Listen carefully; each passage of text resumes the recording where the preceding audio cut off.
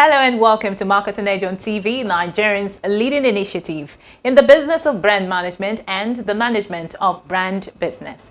It is a 30-minute wholesome package that comprises brand news, branding focus, and industry conversation, all in a mix encompassing thorough and in-depth, all aimed at promoting the brand idea. Amogale Abikele Maferu. Marketing Edge on TV, promoting the brand idea. Good to have you back. First on Marketing Edge on TV is Brand News, where we bring you the latest developments around brands and in the field of advertising, marketing, and communication in Nigeria and around the world.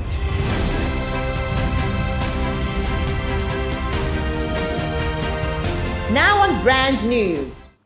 As part of efforts aimed at repositioning the advertising ecosystem and expand the frontiers of knowledge in the marketing communications industry, the Advertising Regulatory Council of Nigeria, ARCON, is set to hold the first industry colloquium. The event, which has the theme Changing Trends in Advertising Education and Practice in the Era of Globalization, the Nigerian Perspective, will hold at the prestigious Sheraton Hotel, Lagos, on 30th March 2023 and will be attended by the Honorable Minister of Information and Culture, Alhaji Lai Mohammed.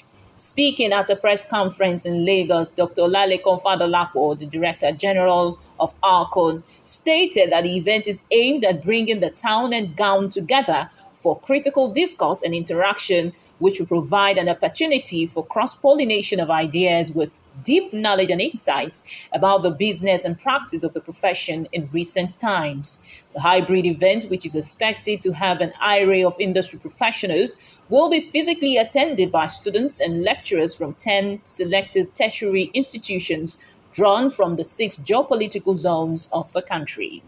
As the political landscape settles down after the 2023 general elections, experts in the media planning and buying business in Nigeria have projected a rise in advertising spend in the second quarter of 2023 amid rising pressure to prove return on investment ROI. Speaking separately to Marketing Edge, the media practitioners stated that during the electioneering season, advertising campaigns were suspended by brands as they focus on other aspects of the business to navigate the economic challenges. According to them, the myriad of challenges, including the dwindling purchasing power of consumers, adversely affected the organizational bottom lines, which necessitated a decline in advertising budget and a redirection of advertising spend. Promise Odu, Associate Director, Media Reach OMD, said brand managers are prioritizing value brands with high propensity to generate increased patronage and return on investment. For Ada Adieke, CEO Peacock Media, most brands that deferred advertising campaigns due to the elections are expected to commence marketing activities from second quarter of 2023, but will not invest much as they continue to grapple with other economic challenges. As Stephen Loke marks 25 years on the saddle as president of the World Advertisers Association (WFA), Osamede Uwumbawe, president of the Advertisers Association of Nigeria (ADVAN), who is also the regional vice president WFA, has joined global leaders to felicitate with the iconic leader who has led the fort for almost 3 decades. Speaking exclusively with Marketing Edge, the ADVAN president lauded Stephen Loke for his exemplary and outstanding leadership, which is evident in the impressive growth recorded by the association over the years, while affirming that the WFA has made an indelible impact in the advertising and marketing ecosystem through advocacy and participation in policy formulation. The ADVAN boss disclosed that WFA Africa has benefited immensely from the purposeful leadership of Stephen Loke. According to him, the global body has over the years initiated several programs and initiatives through the various regional representatives geared towards the growth of the advertising industry. The Cinema Exhibitors Association of Nigeria has announced that it recorded a significant drop in its total sales for the month of February, which fell to 278 million naira as ticket sales across cinemas nationwide, compared to 819 million naira realized in January. This was revealed by Okpe Ajayi, the national chairman, who noted that the decline in sales was prompted by the cashless policy, which caused economic hardship and poor network service delivery being experienced by POS operators nationwide. Mr. Ajayi disclosed that the cinemas also had 122,295 gross admissions within the period under review, because it had limited content to exhibit in the month of February, as movie producers avoided releasing movies during the election period. Well, that was brand news. Next is Branding Focus after this break. Where's Glory? Excuse me, ma'am. Glow! Where Glow now? I take you. Don't Glow, don't go village. Tell all our customer. Everybody pay attention. See, now Glow berekete 10x. Now in they dash me 10 times the credits when I load. Or even summer me double data join. Yeah. Wait, so with 1.5 when they give all of us, so you they enjoy up to 15,000 naira credit and data. And I say I never finish you. See, now say if we enjoy if I join Glow berekete 10x. Una go get 1,000 naira welcome credit. You just carry your phone, dial *777#. Finish.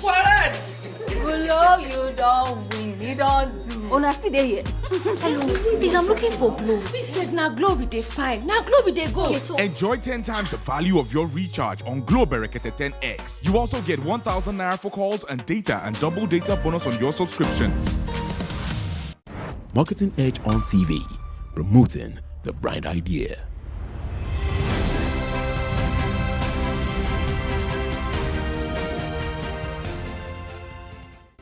Now on Branding Focus. As the debate over whether advertisers should abandon sites like Twitter intensifies, the ever-changing advertising environment becomes even trickier to navigate. The need for advertisers to establish a thoughtful and attuned process to determine how to engage with cultural sensitivities around hot-button issues cannot be overstressed. Whether it is an error related to the cultural lexicon or sociopolitical sensitivity, there are steps advertisers should consider when reacting to cultural controversies. Firstly, brands and advertisers should look at how actions and words are perceived before weighing in on culturally sensitive issues, or seek out many points of view by testing them with their intended audience. By doing so, brands and advertisers will not be seen as throwing their products and services at issues in a way that they may come across as tone deaf or even grasp commercialism. Secondly, some consumers may perceive the engagement as shallow and lacking in understanding of the matter at issue. In fact, if a brand is going to take a stand on an issue, it should do so early and clearly. There should be no room for prevarication or equivocation when engaging in culturally sensitive issues. As consumers become more laser-focused on authenticity, young people in particular are experts at sniffing out hypocrisy in brand management. So it pays more for brands and advertisers to strategically court certain demographics by expressing strong opinions. According to a survey from Sprout Social, an online platform, 70% of consumers believe it is important for a brand to take a stand on social and political issues. And following in the footsteps of Nike and Patagonia, the list of brands taking social and political stands has grown to span every industry.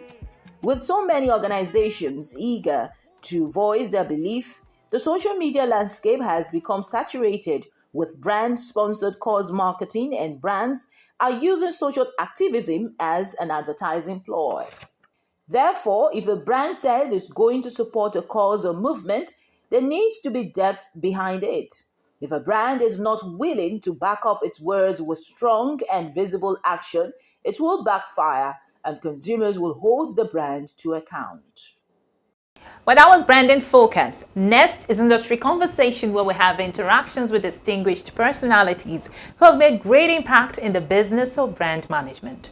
Well, today we have with us the provost and founder of O2 Academy, the foremost and leading advertising school in Nigeria, Mr. Ozone Ubanefo. After this break. Berekete times 10. Get a Glow SIM today and enjoy 1,000 Naira sign-on bonus for voice and data. All new and existing Glow subscribers also get 10 times the value of their every recharge, plus up to double their data recharge as bonus. All Glow subscribers also get up to free 20,000 Naira bonus for voice and data. Marketing Edge on TV, promoting the bright idea.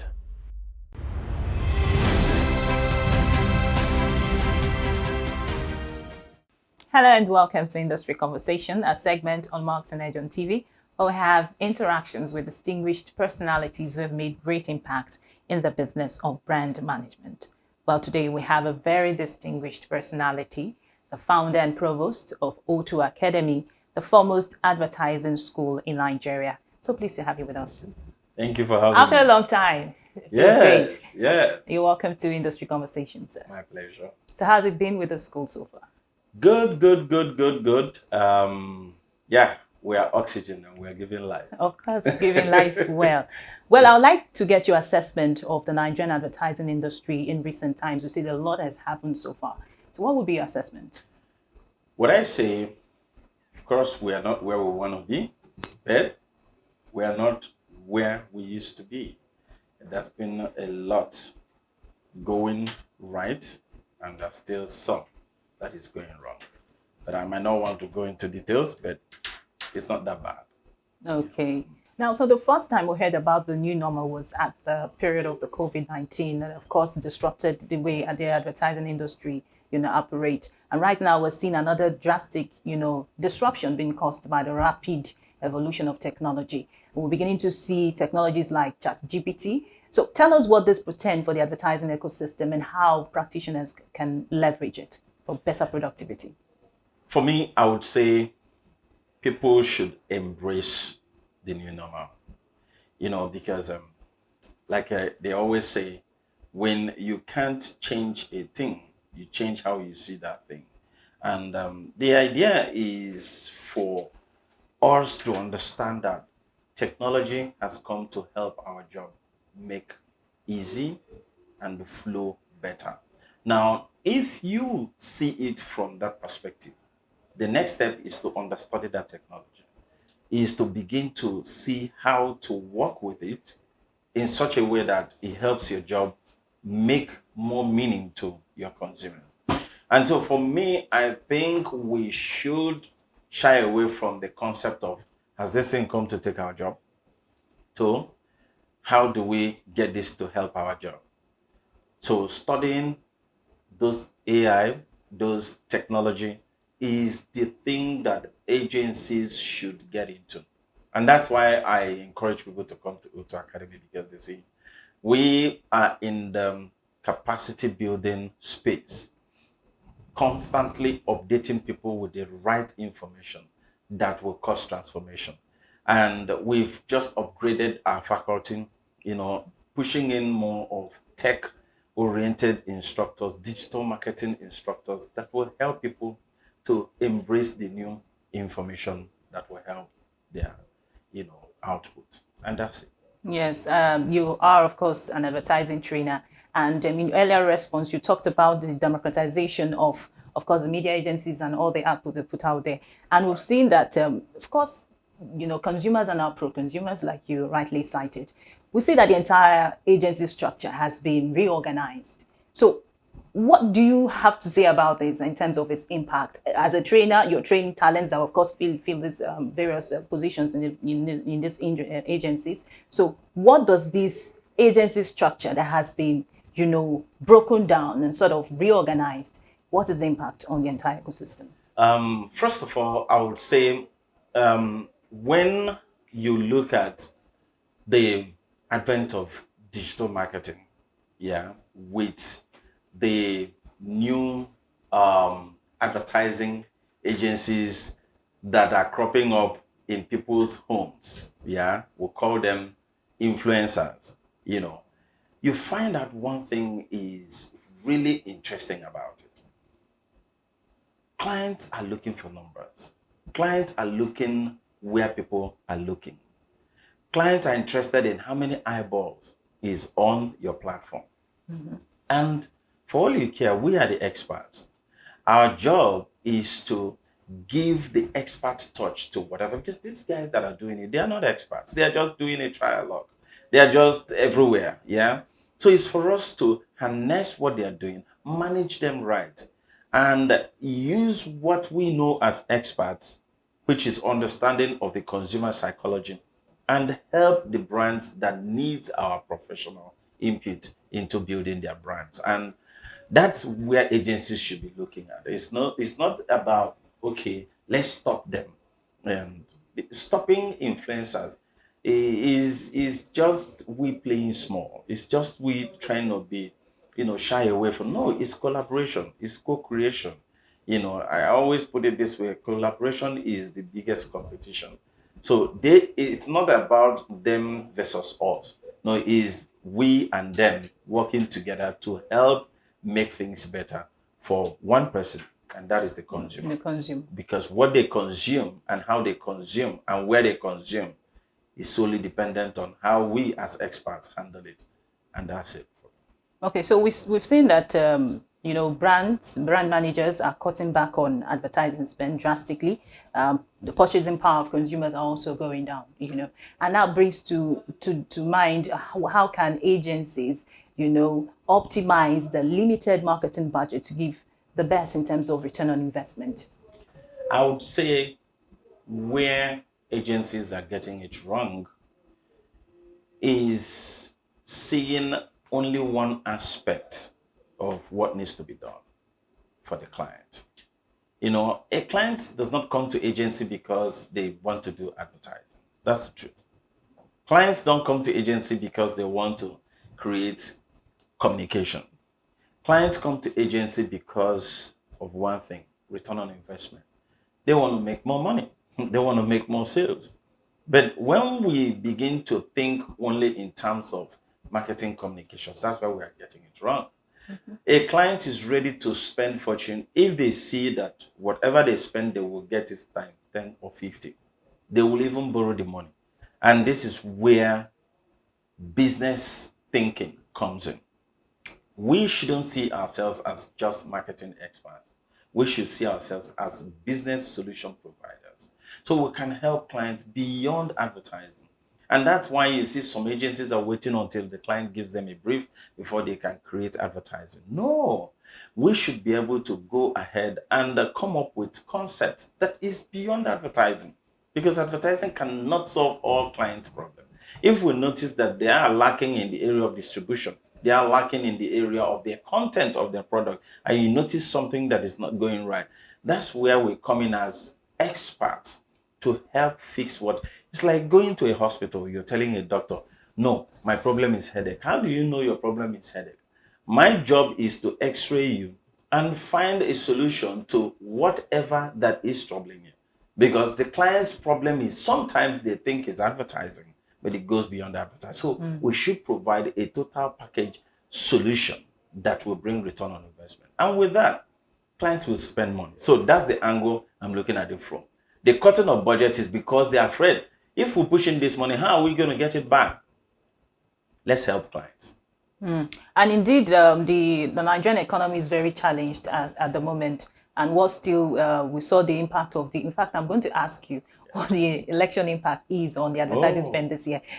Proud to the electionary season, advertising professionals were very optimistic about how much advertising spend that would, attract to the industry. But sadly, me personally, by assessment, I see that not much has been, accrued so far. So what would be your projection or assessment on, of course, the impact? It's expected. Research says that for every election year in Nigeria, our GDP drops by 15 to 20%. And the truth about it is simple. Election comes with its own fears. Businesses and agencies, clients, people are a little bit apprehensive. People don't know what to expect. And so it also falls back to the client who wants to spend money. Because, of course, during the election period, the share of voice is low on brand side and high on election side. So people are not thinking about your product as much as they are thinking about their next leader. People are more concerned about, is it going to be Obi that will win, or Atiku that will win, or Kwankwaso that will win, or Tinubu that will win. And so at that moment of time, what people are really thinking is why the client will slow down on, and I do not blame them, because pushing in money, it's like Big Brother Niger. You know, people are not interested. I don't remember opening my TV to watch BB Niger. Yeah, that the one they did recently. Why? Because everybody's mind is towards election, and that affected advertising budget as expected. Yeah, and the truth about it is also the fact that most of the advertising budget from the politicians, which is expected, is on the low. And can I tell you why? Please do. Because they focused all their money in rigging. No, but that is the truth. Okay. They focused all their money in other aspects because they felt that, because you and I, you can see, I can't remember any memorable TV ad. I can't remember any memorable radio commercial. In fact, most of the things I'm seeing, I know were not done by professionals. I think it's even individuals they give some of this because they don't feel it's necessary. They want to push in their money where it matters, such that they will get the result from that angle. And that's sad because it means that they don't even care about the people's votes. They don't care about people voting them in. For them, they think the vote is not even their concern because they know what they want to do. And that's why they didn't push money to influencing people's decision making process. And that's the truth of the matter. Okay.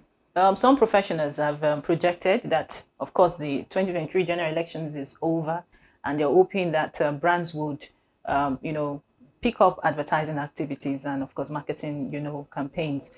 But do you think that this will impact positively in terms of the projected advertising spend for the year? And seeing that we're still grappling with a lot of economic challenges and brands are even challenged themselves. So what would be your projection in that regard? The projection is very clear. Yeah, because if your billing is 5 billion, don't expect anything above 3.5. Yeah, so it's usually less 15 to 20% in election year, like I said earlier, and reason being that people's state of mind and where the eyeballs are going will determine where the client wants to push their money. And so that also affected us as experts who provide those marketing solutions for brands. Yeah, so that's the space we find ourselves in. It's because of the election. Okay. And that's it. So what are the media channels you think will have the highest propensity for advertising spend this year? Oh, like I always tell people that, yes, digital is powerful, but digital doesn't carry the advertising budget, the big spend.